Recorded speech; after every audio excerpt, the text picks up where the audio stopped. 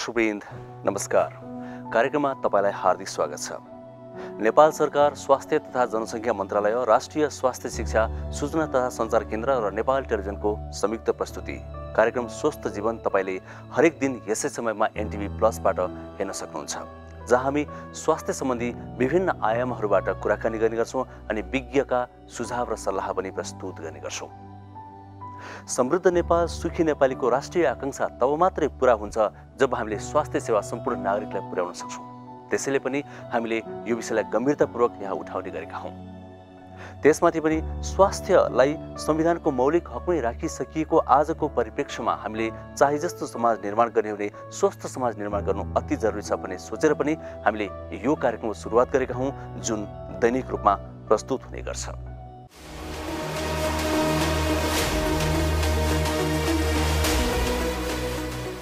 दर्शकवृन्द, यतिखेर हामी corona COVID-19 को कारणले गर्दा निकै संकटमा छौं। हामी मात्र होइन, सिंगो संसार नै संकटमा छ। त पछिल्लो समयमा स्वास्थ्य कर्मीहरूमा नै संक्रमण देखिएकोले गर्दा चिन्ता निकै बढेको छ। स्वास्थ्य सामग्रीहरूको उपलब्धता अर्को चुनौतीको विषय बनेको छ हाम्रो लागि। त यी विषयहरूमा सरकारले के गर्दैछ त? आज हामी यो विषयमा केही सामग्रीहरू प्रस्तुत गर्दैछौँ। स्वास्थ्य कर्मीमा देखिएको संक्रमण अनि स्वास्थ्य सामग्रीको उपलब्धता आजका हाम्रा प्रमुख विषय रहनेछ। अहिले सुरुमा भने एउटा रिपोर्ट हेरौं, जसमा हामी सरकारले अहिले गरेको तयारीको विषयमा केही स्पष्ट पार्ने प्रयास गर्दैछौँ।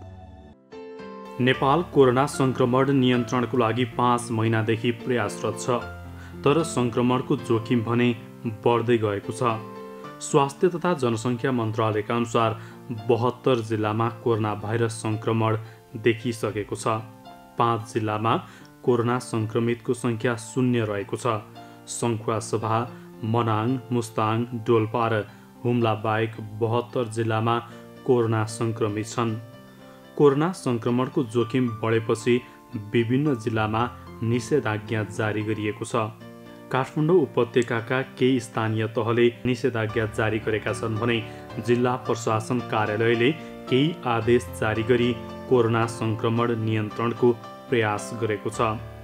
सङ्घीय सरकारदेखि प्रादेशिक तथा स्थानीय सरकारसम्मले कोरोना भाइरस संक्रमण नियन्त्रण तथा रोकथामको प्रयास गरिरहेका छन्। सर्वप्रथम त यो जुन कोरोना भाइरस छ कोभिड-19 हैन, यो चाहिँ वुहानमा देखियो र यो चाहिँ सुरुमा इरान, इटाली, स्पेन यस्तो कन्ट्रीहरूमा धेरै गयो हैन। र नेपालमा चाहिँ सुरुमा चाहिँ आएन, किनभने पहिला चाइनाबाट स्प्रेड हुँदा धेरै जसो चाहिँ युरोपियन कन्ट्रीहरूतिर गयो, उनीहरूको धेरै फ्लाइट उता हुन्थ्यो। नेपालमा चाइनाबाट आउने बेलामा चाहिँ हामीले स्टुडेन्टहरूलाई लिएर आएर क्वारेन्टिनमा राख्यौँ, त्यसो भएर स्प्रेड हुन पाएन। र जब केसहरू चाहिँ अरू देशहरूमा बढ्न थाल्यो, चाइनाबाट डाइरेक्ट नआइकन युरोपियन कन्ट्रीहरू र इन्डियातिरबाट आएको नेपालमा चाहिँ यो रोग चाहिँ इन्डिजिनस होइन, नेपालमै प्रोडक्सन भएको रोग होइन। र जब चाहिँ 2टा केस देखियो, नेपालमा लकडाउन भयो। लकडाउन चाहिँ हुँदाखेरि डिले हुन्छ, रोग ट्रान्समिसन चाहिँ अलि ढिलो हुन्छ। के अरे लकडाउन गरेपछि व्यक्तिदेखि व्यक्तिमा ट्रान्समिसन हुने पनि कम भयो। अर्को कुरा बाहिरबाट आउने पनि कम भयो। र अर्को इम्पोर्टेन्ट कुरा के थियो भने त्यो लकडाउन चाहिँ तयारीको लागि गरेको थियो। जस्तो हामी कहाँ नेपालमा ल्याबको सुविधा थिएन, हङकङमा लगेर पहिलो टेस्ट गरे हो हैन, अनि हामीले ल्याबको तयारी गऱ्यौँ। अस्पतालमा डाक्टर नर्सहरूले बिरामी छुन मान्दैनथे हैन। अहिले चाहिँ उनीहरू पनि पढ्दै गए, सिक्दै गए, तालिम पाउँदै गए र उनीहरू अहिले पनि हेर्न जाँच्न सक्ने भए हैन। र पब्लिकहरूमा पनि जुन ह्यू एन्ड क्राई थियो त्यो चाहिँ अलिकति कम भयो, किनभने मान्छेहरूले अलि बुझ्दै पनि गए। र यसो हुँदै थियो अनि चाहिँ लकडाउनको बेला पनि केही केसहरू नेपालमा आयो। त्यो धेरैजसो केसहरू चाहिँ इन्डियाबाट आएको थियो। इन्डियामा चाहिँ ऱ्यापिडली चाहिँ के अरे कन्टामिनेसन भयो, धेरै फैलियो।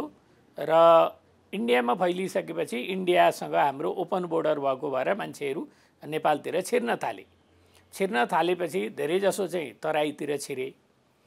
र ती छिरेका मान्छेहरूलाई दिनमा 25,000सम्म मान्छेहरू चाहिँ नेपालमा छिर्थे, उनीहरूलाई क्वारेन्टिनमा राखियो। क्वारेन्टिनमा राखेको कारणले गर्दा कम्युनिटीमा जान पाएन, स्प्रेड हुन पाएन।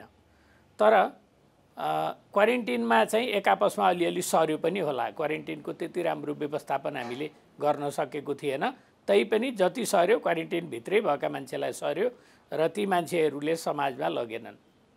र अब लकडाउनसम्म यसरी हामी चाहिँ अगाडि बढ्दै थियौँ, अलिअलि ट्रान्समिसन आइरहेको थियो, इन्डियाबाट मान्छे छिरिरहेको थिए, ती मान्छे काठमाडौँसम्म पनि पहाडसम्म पनि पुगिरहेको थिए।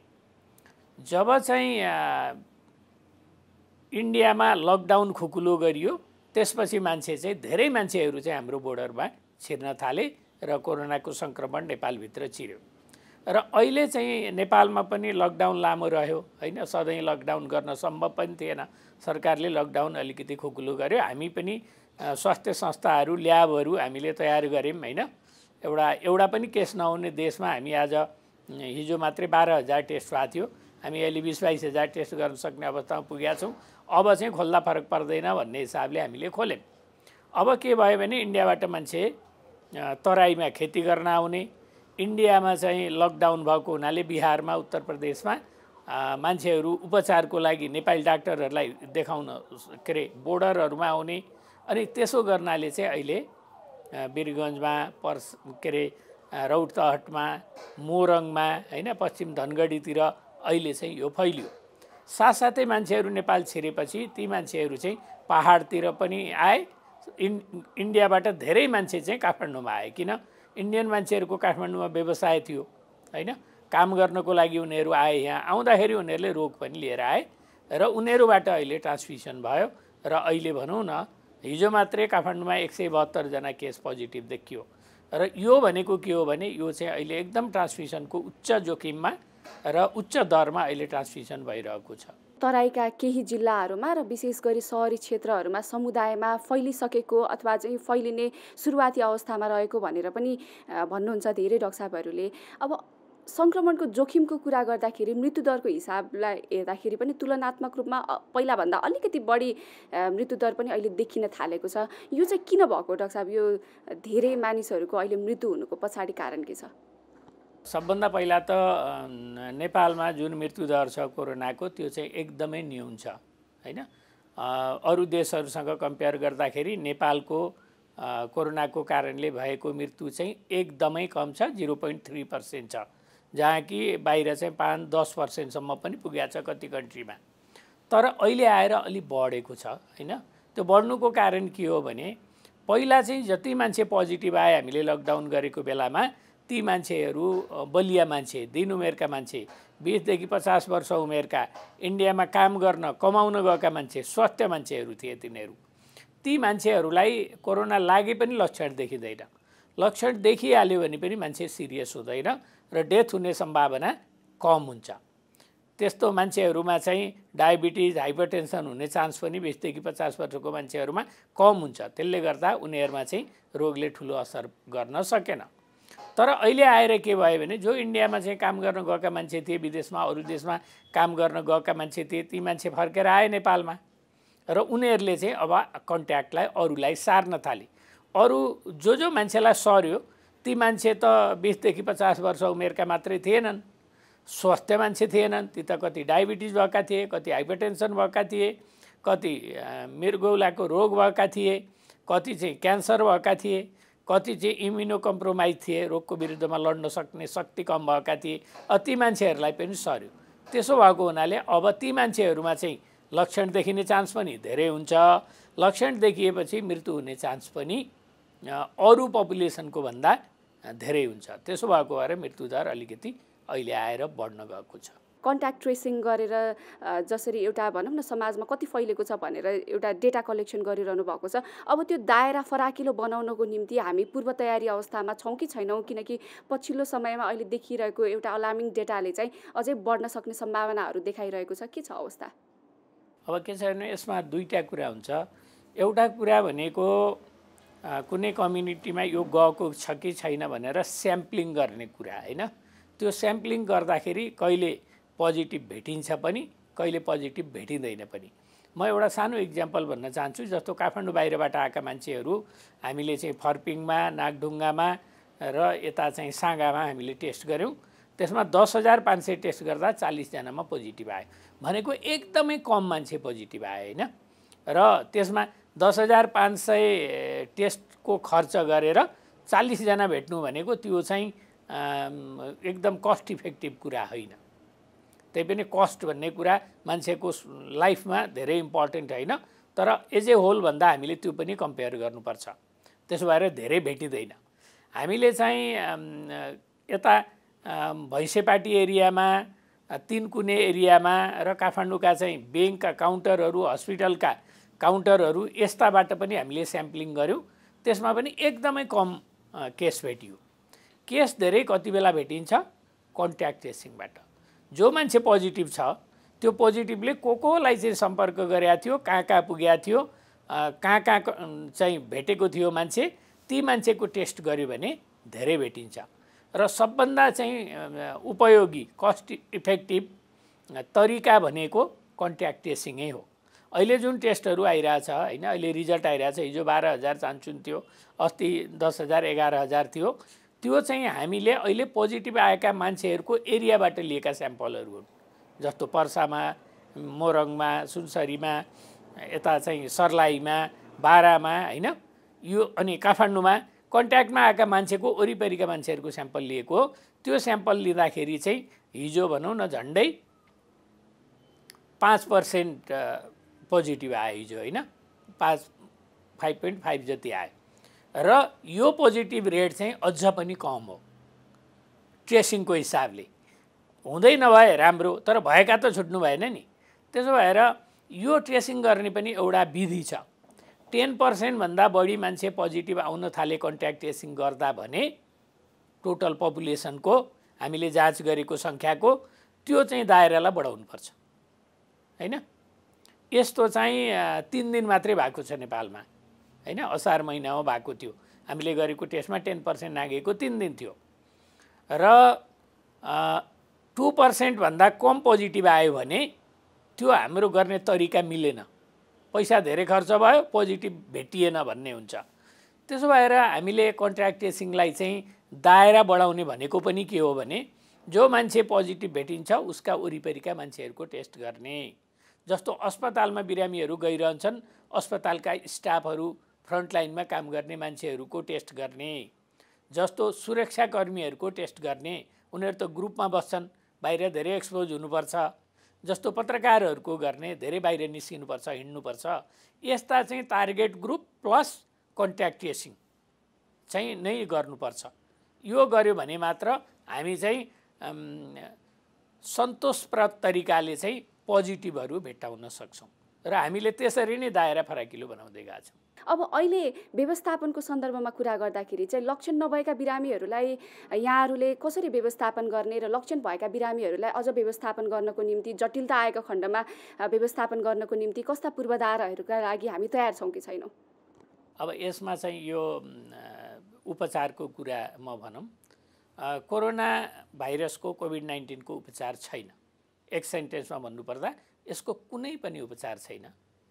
जस्तो ट्युबरकुलोसिस भएको मान्छेको एटिटी दिए हुन्छ हैन, टाइफाइड भएको मान्छेलाई एन्टिबायोटिक दिए हुन्छ हैन, प्रेसर बढेको मान्छेलाई एन्टिहाइपरटेन्सिभ मेडिसिन दिए हुन्छ, तर कोरोनाको उपचार छैन।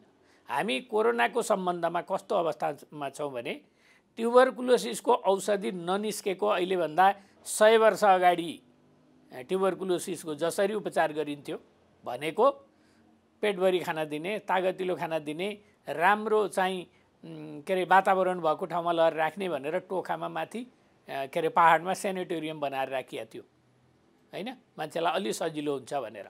कोरोनाको लागि हामी त्यही अवस्थामा छौँ आज हैन। जब ट्युबरकुलोसिसको मेडिसिन आयो, BCG भ्याक्सिन आयो, ट्युबरकुलोसिस कन्ट्रोल भयो। तर यो आउनलाई चाहिँ कोरोनाको लागि अझ टाइम लाग्नेवाला छ। अहिलेसम्म उपचार छैन, भ्याक्सिन पनि छैन। यसबाट प्रिभेन्सनै गर्नुपर्छ। प्रिभेन्सन रोग लाग्नबाटै बचाउनुपर्छ। लागेपछि उपचार नभएपछि त लाग्नबाट बच्नु पर्यो। त्यो बाहेक अरू कुनै पनि उपाय छैन। त्यसो भएर हामीले सोशल डिस्टेन्सिङको कुरा, मास्कको कुरा हैन, अत्यन्त जरुरी नपरिकन घरबाट ननिस्कने कुरा हामीले यो गरिरहेछौँ। आज मैले जे भनिरहेको छु 2 वर्षपछि पनि म त्यही भन्ने अवस्थामा हुनेछु, किनभने अरू त ट्रिटमेन्टै छैन। अहिले नेपालमा हिजो नेपालमा एकजना पनि मान्छे नमर्दा पनि मैले यही भनेको थिएँ। आज मान्छे 100 जना मरे, 26,000 मान्छे सङ्क्रमित भए, यही भनेको छु। भोलि नराम्रो नसोचौँ, तर नेपालमा 10औं लाख मान्छे सङ्क्रमित भए, लाखौँ मान्छे मरे भने पनि मैले भन्ने कुरा यही हुन्छ, कोरोनाको उपचार छैन, हैन। यो कुरा चाहिँ सबैलाई बुझाउनु पर्ने छ। कतिले बुझ्नु भएको छ, अझ बुझ्नु बाँकी छ। अब कोरोना लागिहाल्यो भने अब त्यसपछि हामीले बिरामीलाई डिफ्रेन्ट स्टाटामा बाँड्छौँ। जस्तो कोही मान्छेलाई लक्षणै छैन भने उसलाई ट्रिटमेन्ट चाहिँदैन, हैन। उसले चाहिँ अरूलाई नसार्नलाई याद गर्ने मात्रै हो। तागतिलो खाना खाने, तातो पानी पिउने, घरमा बस्ने, हैन। घरमा रुम छ, बस्न छुट्टै रुम छ, टोयलेट छुट्टै छ भने घरमै बसेर पर्खिन सकिन्छ। तपाईँले मलाई भन्नुभयो भने मलाई कोरोना लाग्यो भने म घरमै बस्छु, म त्यो म्यानेज गर्न सक्छु। तर सबैले त्यो म्यानेज गर्न सक्दैन।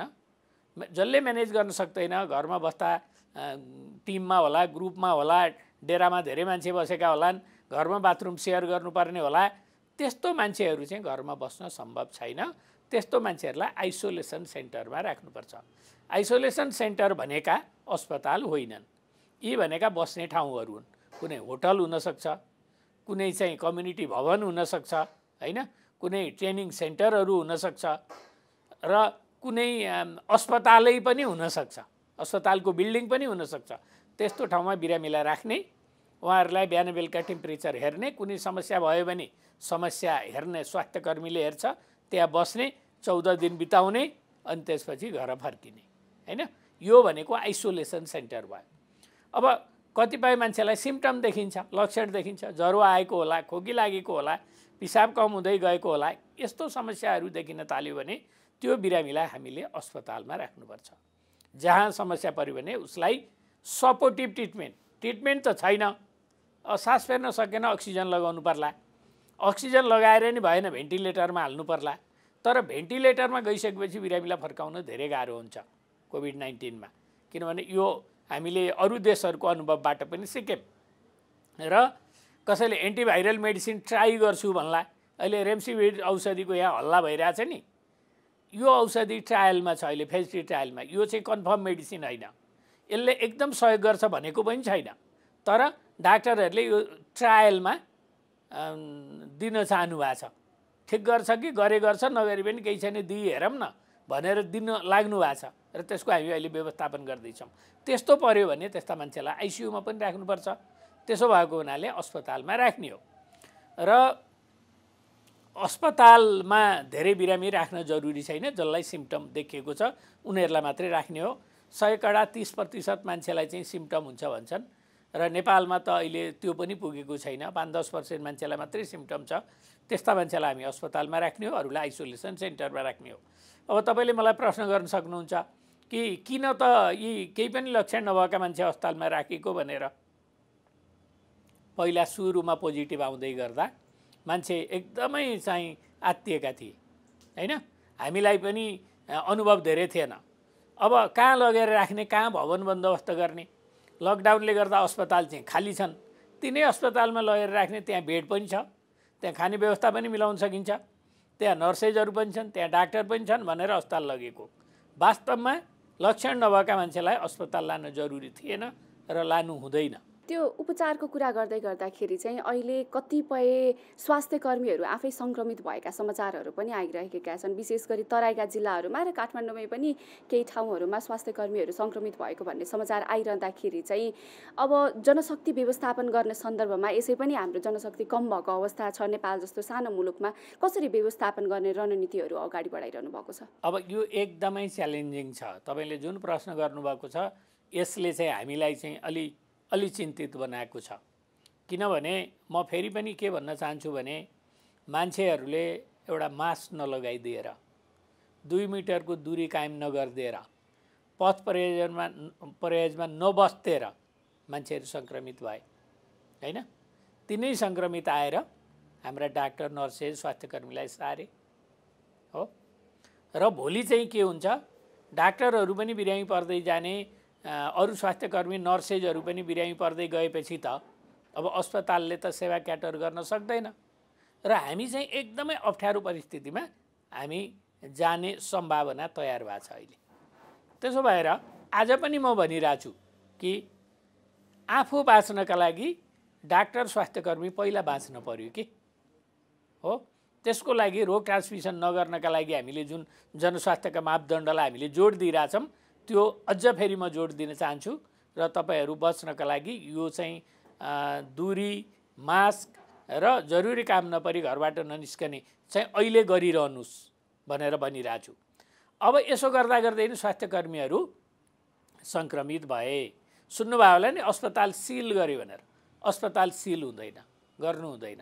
अस्पतालको कुनै वार्डमा चाहिँ मान्छे भेटिए भने त्यो वार्ड बन्द गर्ने, त्यहाँ भएका मान्छेहरूलाई आइसोलेसन सेन्टरमा सार्ने, त्यहाँ भएका डाक्टर नर्सलाई चाहिँ टेस्ट गर्ने, क्वारेन्टिनमा राख्ने, टेस्ट गर्ने, नेगेटिभ आयो भने उनीहरूलाई फेरि 14 दिनमा काममा फर्काउने, होइन, ल्याउनु पऱ्यो नि काममा।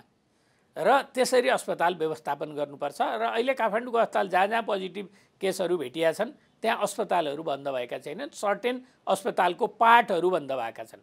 कतिपय ठाउँमा चाहिँ पहिला के अरे जिल्ला प्रशासनले पनि गएर सिल गर्थ्यो। अब अस्पताल सिल गर्यो भने कहाँ जाने बिरामी, होइन। कोरोनाको कारणले त मर्छ कि मर्दैन दुविधामै छ मान्छे, होइन। र त अरू रोगले त मान्छे मर्छ नि, ती रोगबाट त मर्नु भएन। नन कोभिड समस्याहरूले मरिरहेछन्, मान्छे मर्नु भएन। त्यो व्यवस्थापन गर्नुपर्ने हुन्छ। र हामीले चाहिँ अहिले के प्लान गरिरहेछौँ भने मेन पावरको व्यवस्थापनमा अहिले काम गरिरहेछौँ। भोलि चाहिँ हाम्रो मेन पावर चाहिँ एकदम कमी भयो भने हामी कल पनि गर्छौँ। बजारमा मेन पावर पनि छ, नेपालमा अनइम्प्लोय मेन पावर पनि छ। अर्को कुरा, कति मान्छे रिटायर भएर गएका छन्, उनीहरूलाई पनि फिर्ता बोलाउन सकिन्छ, होइन। र अर्को चाहिँ यो जबलाई पनि रिडिफाइन गर्न सकिन्छ। अहिले कोभिड र रिलेटेड र इमर्जेन्सी मात्रै काम गर्ने यति महिनाका लागि अथवा 1 दिनका लागि, अनि अरू चाहिँ इलेक्टिभ कामहरू भनौँ न, कसैको पित्त थैलीमा पत्थरी छ भने आज ननिकालेर फरक पर्दैन नि त।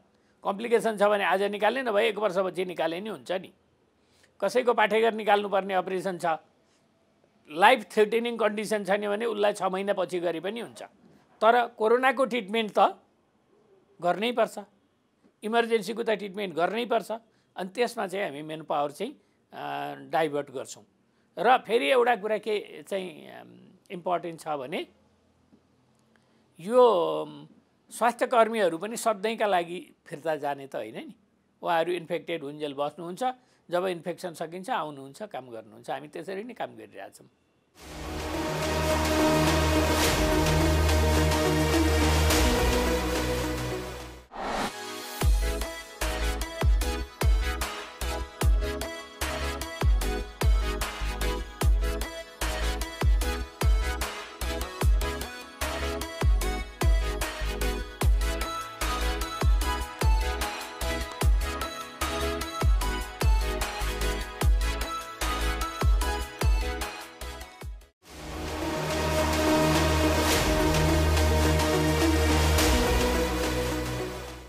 दर्शक महानुभावहरू, जति धेरै कोरोना संक्रमण बढ्दै गएको छ त्यति धेरै आवश्यक पूर्वाधारहरू बढाउनु हाम्रो बाध्यता रहेको छ। त्यो अत्यावश्यक कुरा हो। अहिले देशमा 2600 वटा आयु शय्या रहेका छन्, त्यसैगरी 900 वटा भेन्टिलेटर रहेका छन्। के यो पर्याप्त छ त? आगामी दिनका लागि पक्कै पनि पर्याप्त छैन। सरकारले यो विषयमा कसरी पाइला चालिरहेको छ, कसरी यसको व्यवस्था गर्दैछ, आउनुहोस् न एकैछिन यो तयारीको विषयमा पनि एउटा सामग्री हेरौँ। अहिले 7 प्रदेशमा कोरोना भाइरस कोभिड-19 को PCR परीक्षणको लागि 32 वटा प्रयोगशाला सञ्चालन भइरहेको छ। देशभर 2600 आइसियु र 900 भेन्टिलेटर व्यवस्था गरिएको छ। काठमाडौँमा 530 को हाराहारीमा सघन उपचार शय्या र झन्डै 300 वटा भेन्टिलेटर रहेको छ। यीमध्ये कोभिड-19 उपचारको लागि 250 आइसियु बेड र भेन्टिलेटर थपिएका छन्। थप 240 आइसियु बेड थप्नको लागि प्रक्रिया थालिएको छ। दैनिक 22,000 परीक्षण गर्न सक्ने क्षमता देशभर विस्तार गरिएकोले सरकारको तयारी प्रभावकारी मानिएको छ। सरकारले निजी अस्पतालहरूलाई समेत 20% आइसियु शय्या कोभिड-19 का बिरामीको उपचारको लागि छुट्याउन निर्देशन दिएको छ। स्वास्थ्य तथा जनसङ्ख्या मन्त्रालयले स्वास्थ्यकर्मी, स्वास्थ्य पूर्वाधार, स्वास्थ्य सामग्री तयारी अवस्थामा राखिएको जनाएको छ। कोरोना संक्रमणको जोखिम बढ्दै गएको बेला सरकारले अति आवश्यक स्वास्थ्य सामग्री व्यवस्थापनलाई प्राथमिकता दिएको छ।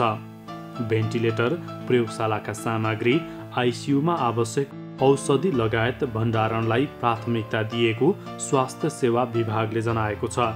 खरिदको मुख्य जिम्मेवारी रहेको स्वास्थ्य सेवा विभाग अन्तर्गत आपूर्ति व्यवस्था महाशाखाले जटिल प्रकृतिका बिरामीको लागि भेन्टिलेटर लगायत अत्यावश्यक सामग्री आपूर्ति र व्यवस्थापनमा ध्यान केन्द्रित गरेको छ। जोखिम रहिरहे अस्पताल, औषधि र स्वास्थ्य उपकरणको अभाव हुने आशंका भइरहेको बेला आपूर्ति व्यवस्था महाशाखाले भेन्टिलेटर लगायत स्वास्थ्य सामग्री र उपकरणको व्यवस्थापन गरिने जनाएको छ।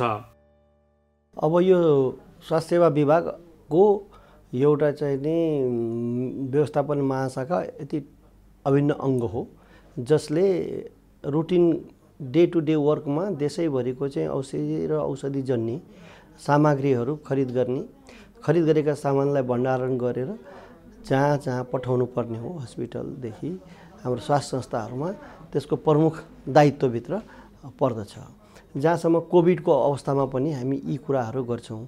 विगतमा हामीले विशेष गरेर ल्याबका सामानहरू खरिद गर्छौँ। टेस्ट किटका कुराहरू गर्दा पिसिआर मेसिनका कुरा गरौँ अथवा चाहिँ अटोमेटेड आरएनए एक्सट्र्याक्सन मेसिनको कुरा गरौँ अथवा चाहिँ नि भिटिएमको कुरा गरौँ अथवा चाहिँ नि पिसिआर रिएजेन्टका कुरा गरौँ, मेसिनका कुरा गरौँ, औषधिहरू भए, आइसियु कन्ज्युमेबल्सहरू भए, यी धेरै कुराहरू चाहिँ नि हामी खरिद गरेर अहिले कोभिड रिलेटेड चिजलाई पनि त्यसको व्यवस्थापन खरिददेखि लिएर विभिन्न ठाउँमा पुर्याउने। त्यसै गरी अहिले यहाँले भने जस्तै अहिले पछिल्लो समय बिरामीहरू भ्यालीमा पनि बढेको देखिन्छ। अहिले पछिल्लो समयमा यहाँहरूले पनि भने जस्तै अहिले बिरामी अथवा चाहिँ नि कोभिडको चाहिँ नि सङ्क्रमण नम्बरमा हेर्दा अलि कम भइसकेपछि फेरि एउटा पिक देखिन्छ। लक्षण भएका मान्छे अलि बढी देखिन थाल्यो, निको भएर जानेको अलि कम देखिन्छ कम्पेयर गर्दा।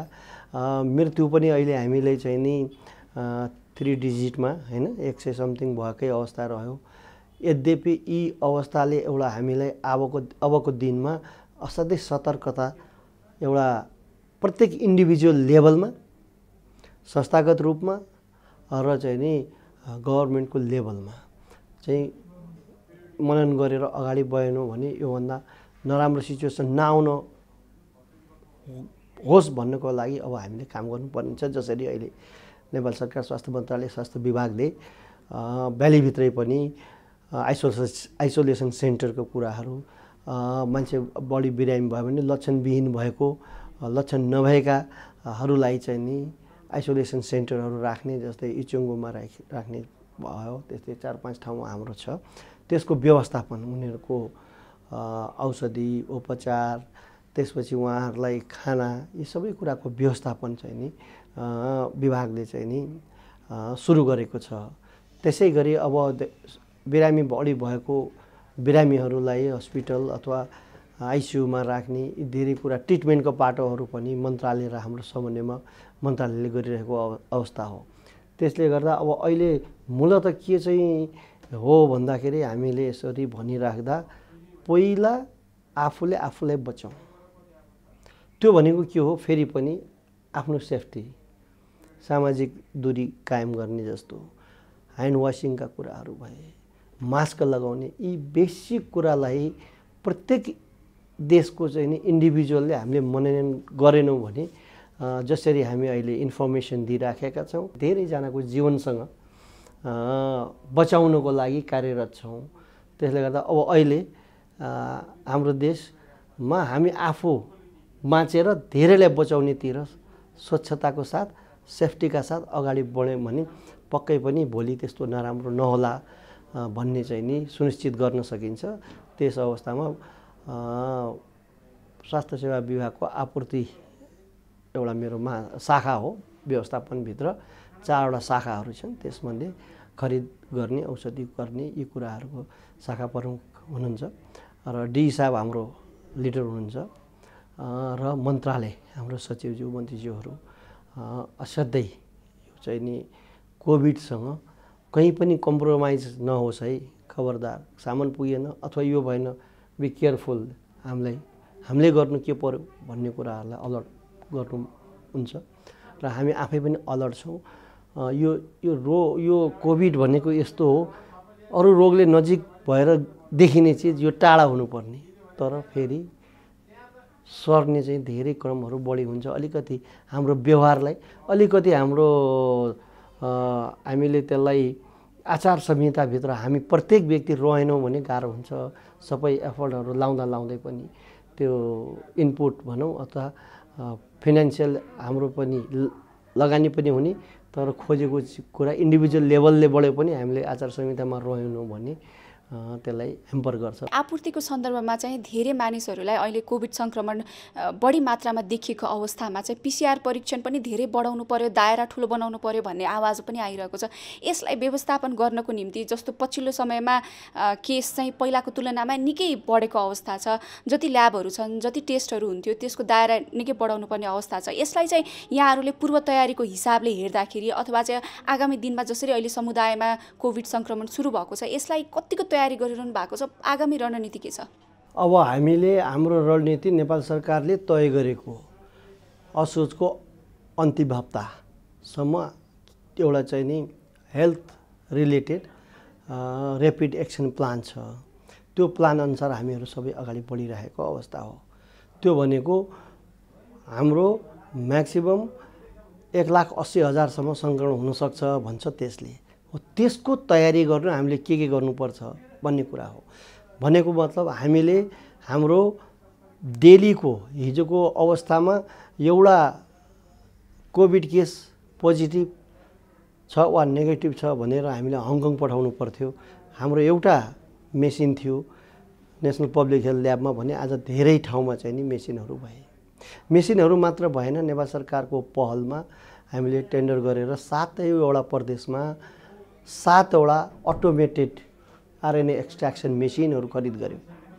अहिले 7 प्रदेशमा छ। अवस्थामा एउटा कोभिड केस पोजिटिभ छ वा नेगेटिभ छ भनेर हामीले हङकङ पठाउनु पर्थ्यो। हाम्रो एउटा मेसिन थियो नेसनल पब्लिक हेल्थ ल्याबमा भने आज धेरै ठाउँमा चाहिँ नि मेसिनहरू भए।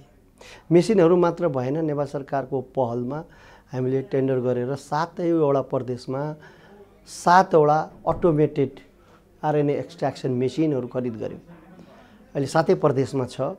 र यहाँहरूलाई म के चाहिँ भन्न चाहेँ भन्दा यो मेसिनको चाहिँ नि पहिला हातले गर्ने हुन्थ्यो RNA एक्सट्र्याक्सन झिक्नलाई भने यो मेसिनले 1 घन्टा नबित्दै 6 घन्टाको काम यसले गर्छ र अनि यसले चाँडै चाहिँ नि रिजल्ट दिन भनेको 5-6 घन्टा मान्छेले गर्नुपर्ने काम त्यसले गर्ने भएको भएर अहिले यहाँहरूलाई म के पनि प्रश्न गर्न चाहन्छु भने हिजोको दिनमा भन्दा टेस्टका रिजल्टहरू पनि अहिले धेरै आइरहेका छन्। हिजो मात्रै 11,000 हैन आयो। त्यसै गरी हाम्रो चाहिँ अबका दिनमा अझै त्यो टेस्टहरू बढ्छ भन्ने चाहिँ नि छ र त्यो बढ्ने क्रममा हामीले त्यसलाई चाहिने चिजहरू चाहे त्यो PCR किट्सको कुरा गरौँ, अघि मैले भने VTM का कुरा गरौँ,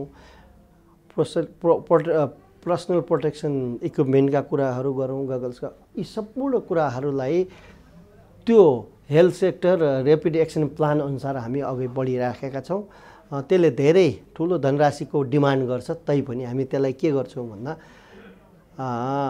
एकैचोटि सबै खरिद नगरेर हाम्रो असोजको अन्तिमसम्मलाई कति चाहिन्छ त्यसको कति पाटो चाहिँ अहिले गइसक्यो भनौँ न, त्यसलाई त्यो द्रुत जुन हाम्रो यो ऱ्यापिड एक्सन प्लान छ त्यो अनुसार चाहिँ हामी तयारी भइरहेका छौँ। त्यो बाहेक पनि अहिले बिचमा जसरी यो मोड लिन्छ त्यसलाई फेरि कसरी गर्ने भन्ने कुरा चाहिँ नि फेरि मन्त्रालयबाट मिटिङहरूमा इन्सिडेन्ट कमान्ड सिस्टमको हाम्रो मिटिङ छ, HEOC छ त्यसै गरी चाहिँ नि त्योभन्दा माथिल्लो निकाय छ, सरकार छ, त्यही अनुसार चाहिँ नि त्यसको निर्देशन अनुसार हामी अगाडि बढ्छौँ र मुख्य रूपले कोभिडबाट कमभन्दा कम मान्छेलाई सङ्क्रमण होस्, कमभन्दा कम मान्छेलाई चाहिँ नि मृत्यु चाहिँ नहोस् भन्नेतिर लाग्नुपर्छ। त्यसको लागि त्यही तयारीमा हामी लाग्नुपर्छ र हामी सबैले, मैले पनि, यहाँहरूले पनि इन्डिभिजुअल लेभलदेखि घरदेखि एभ्रिवेयर हामी चाहिँ आफै आचार संहिता कोड अफ कन्डक्टमा बसिएन भने हामी आफैले आफैलाई चाहिँ नि कुनै बेला धिक्कार्नुपर्छ। किनभने आजको हाम्रो काम भोलिको चाहिँ नि फ्युचर हो, भोलिको इतिहास हो। त्यसले गर्दा यो घडीमा आफ्नो लागि त बाँच्छौँ नै, आफ्नोभन्दा अरूको लागि बढी बाँच्ने, तर आफ्नो सेफ्टी चाहिँ नि हेरेर अगाडि बढ्नुपर्छ।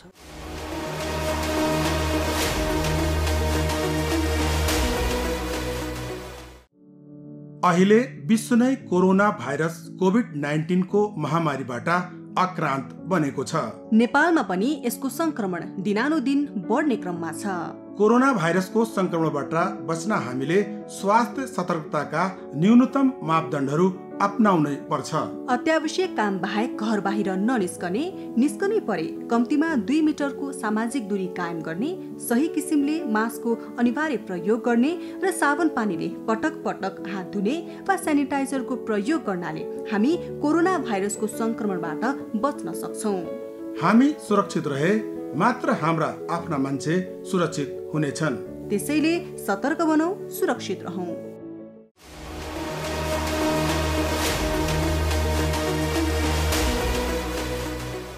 दर्शक महानुभावहरू, स्वास्थ्यको कुरा गर्दा एउटा छुटाउनै नहुने कुरा, महत्त्वपूर्ण कुरा के भने स्वयं स्वास्थ्य कर्मीको स्वास्थ्य। स्वास्थ्य कर्मी स्वस्थ भएनन् भने अरूलाई कसरी स्वास्थ्य सेवा उपलब्ध गराउन सक्छन् स्वास्थ्य कर्मीहरूले? अहिलेको यो विषम परिस्थितिमा 350 भन्दा बढी स्वास्थ्य कर्मीहरू संक्रमित भइसकेको तथ्याङ्क दिएको छ स्वास्थ्य मन्त्रालयले। यो संख्या बढ्यो भने अब के गर्ने? यसलाई सरकारले कसरी नियन्त्रण गर्दैछ? आगामी योजना के छ? स्वयं स्वास्थ्य कर्मीहरू चाहिँ के भन्छन् यो विषयमा? हजुर, यिनै विभिन्न कुराहरू समेटेर तयार पारिएको सामग्री कार्यक्रममा अब हामी एकैछिन प्रस्तुत गर्दैछौँ। करिब 7 महिनाको अवधिमा नेपालमा कोरोना संक्रमितको संख्या 27,000 नागिसकेको छ। यीमध्ये 350 भन्दा बढी स्वास्थ्य कर्मी छन्। पछिल्लो केही दिन यता दैनिक रूपमा कुनै न कुनै अस्पतालमा स्वास्थ्य कर्मी संक्रमित हुन थालेका छन्। बिरामीको उपचारमा अग्र पंक्तिमा खटिने चिकित्सक तथा स्वास्थ्य कर्मी धमाधम संक्रमित हुन थालेपछि स्वास्थ्य सेवा प्रवाहमा समेत असर पुगेको छ। संक्रमणको जोखिम बढिरहेकोले स्वास्थ्य मन्त्रालयले पनि चिकित्सक, नर्स र स्वास्थ्य कर्मीहरूलाई नियमित सेवामा कठिनाई हुन नदिनको लागि उनीहरूको अनिवार्य PCR परीक्षण गर्न निर्देशन दिएको छ। म चाहिँ अब कस्तो भनेपछि अहिले त कोरोना जे होस् भएको हाम्रो अलमोस्ट 7-8 महिना जति नै भइसकेको छ है।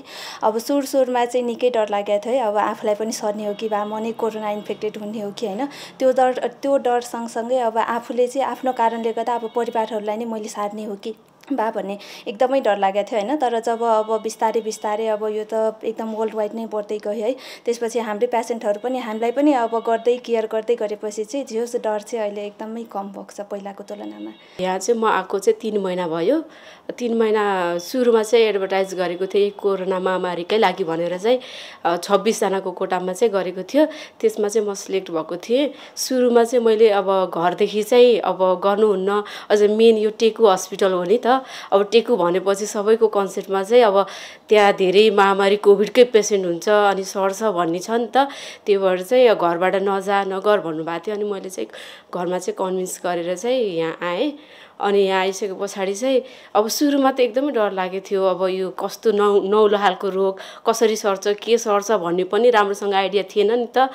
अनि त्यस गर्दाखेरि चाहिँ सुरुमा एकदमै डर लागेको थियो। अनि पछि गर्दै गएपछि चाहिँ एकदम बानी लागिसक्यो। अनि अहिले चाहिँ अलि डर चाहिँ कम हुँदै गएको छ। सुरुमा मेन कुरा हाम्रो आफूले नै राम्रोसँग प्रिकसन अपनाउन सक्यो भने चाहिँ यो कोभिड जो कोरोना भाइरसबाट चाहिँ संक्रमण हुनबाट चाहिँ हामी बच्न सकिन्छ। अब जस्तै मेन कुरा भनेको हाम्रो ह्यान्डबाट नै धेरै ब्याक्टेरिया भाइरसहरू हुने भनेकै ह्यान्डमा हुन्छ नि त। मेन सर्वप्रथम चाहिँ मैले ह्यान्ड वासिङ गर्छु। अब ह्यान्ड वासिङ सँगसँगै साबुन एभाइलेबल नभएको ठाउँमा अब सेनिटाइज गरेर पनि गर्छु। अब खाने अब मेन कुरा अब हामीले यसरी मास्क लगाएर हामीले खाँदाखेरि सर्ने चान्सेस बढी हुन्छ नि त। त्यस कारणले चाहिँ मास्क निकालेर ह्यान्ड वासिङ गरेर चाहिँ त्यसरी चाहिँ गर्छु मैले धन्यवाद 250 जना जति सङ्क्रमित हामीले अस्पतालमा राखिसकेको अवस्था छ। धेरै व्यक्तिहरू लक्षणविहीन थिए। लक्षणविहीन मान्छेलाई हामीले के गर्यौँ र? हामीले त खालि एउटा आइसोलेसन गर्थ्यौँ ताकि परिवारका सदस्य फ्यामिलीका सदस्यहरूलाई सङ्क्रमण नसारोस् अथवा समुदायमा गएर नघुमोस्, समुदायलाई नसारोस् भनेर। त्यसमा कुनै औषधि नै प्रयोग गरेका छैनौँ। अब मैले कुनै एउटा औषधि प्रयोग गर्थेँ भने मैले यतिजना ठिक बनाएँ भनेर त्यसलाई भन्न मिल्दैन। अध्ययन अनुसन्धानका पनि आफ्नै किसिमका तपाईँको यो अपरेटिङ प्रोसिड्युर्सहरू हुन्छ अनि त्यसलाई साँच्चै नै यसले ठिक बनाएको भनेर भन्नको लागि चाहिँ धेरै व्यक्तिहरू लक्षणविहीन हुन्छन् र उनीहरूलाई केही पनि देखिँदैन। उनीहरूलाई हुन्छ नि त्यो भाइरस घाँटीमा भएको पत्ता लगाएर त्यो सङ्क्रमितले कोभिड जित्यो भन्नु नै छैन।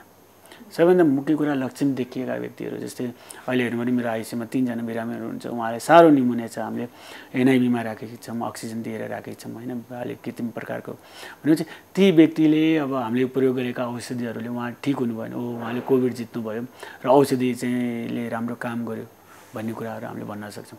सो क्वारेन्टाइनमा बसेका लक्षणविहीन व्यक्तिहरू ठिक भएर गयो भने ठिक पनि भन्दिनँ म, उनीहरू नेगेटिभ भयो, एउटा भाइरस घाँटीमा बस्यो गयो भनेको उहाँले लक्षणै देखाउनु भएन, त्यसको त कुनै पनि भ्यालु नै भएन क्या।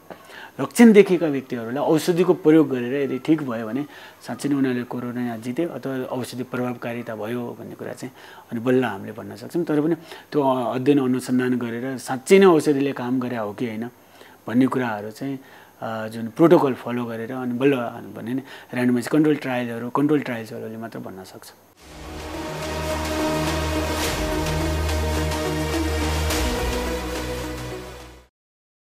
मास्क भनेको पूर्ण रूपमा बचाउने भन्दा पनि त्यसले के हदसम्ममा चाहिँ बाहिरबाट जुन जस्तो उदाहरणको लागि चाहिँ हामीले छेउको कोही व्यक्तिले चाहिँ खोकेर जुन मुखबाट निक्लिने जुन छिताहरू छ, जुन ड्रपलेट भन्छ, त्यो ड्रपलेट चाहिँ डाइरेक्ट हाम्रो मुखभित्र जाँदैन र नाकभित्र जाँदैन भन्ने कुरा हो। तर समस्या के आयो भन्दाखेरि चाहिँ लगाउनु त लगाउने, तर उदाहरणको लागि चस्मा नलाउने मान्छेलाई खोक्दियो भने त आँखामा पर्नु त सक्यो। आँखामा पऱ्यो भने त त्यो बचाउने कुरा भएन कि त गगल्स पनि लगाएर हिँड्नु पऱ्यो त्यो पूर्ण रूपमा हेर्ने हो भने।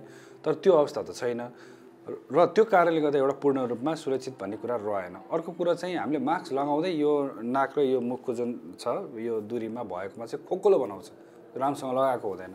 अर्को कुरा मास्कको यो छेउछेउमा पनि खाली हुन्छ भनेपछि र कहिलेकाहीँ चाहिँ त्यो मास्कको जुन फिल्टर गर्ने जुन सिचुएसन छ कतिपय भाइरसहरू चाहिँ त्यहाँबाट छिर्छ भन्ने छ। पूर्ण रूपमा चाहिँ त्यो भाइरस एकदम राम्रोसँग यो तल्लो लेभलसम्म हामीले अध्ययन गर्ने हो भने पूर्ण रूपमा नहुन सक्छ। र फेरि अर्को कुरा के छ भन्दाखेरि चाहिँ हामीले हातहरू घरिघरि यो बानी त छैन, त्यसले गर्दाखेरि यो मास्क लगाए पनि हातहरू लग्दो रहेछ र लगिसकेपछि चाहिँ त्यो खोल्ने पनि जुन खोल्यो अनि जहाँ मन लाग्यो त्यही राख्यो, लगाएपछि फेरि हाम्रो हात फेरि जहिले पनि कहीँ न कहीँ मुखमा पर्ने बित्तिकै चाहिँ त्यो मास्क पनि जथाभावी फ्याँक्नु, हात फेरि अब यो 24 घन्टा लगाएर त सुत्न पनि सक्दैन, फेरि कतै छोयो भने चाहिँ त्यो हाम्रो हात चाहिँ बारम्बार यो अनुहारमा परिराख्ने भएको हुनाले चाहिँ यसले पूर्ण रूपमा सुरक्षा दिँदैन भन्ने कुरा हो। जुन सोचले हामीले लगाएको हुन्छ त्यो सोचभन्दा विपरीत उल्टो हामीलाई चाहिँ सङ्क्रमण गर्ने सम्भावना चाहिँ रहन्छ। सुरक्षित रहनका लागि मास्कको प्रयोग उचित ढङ्गले गरौँ।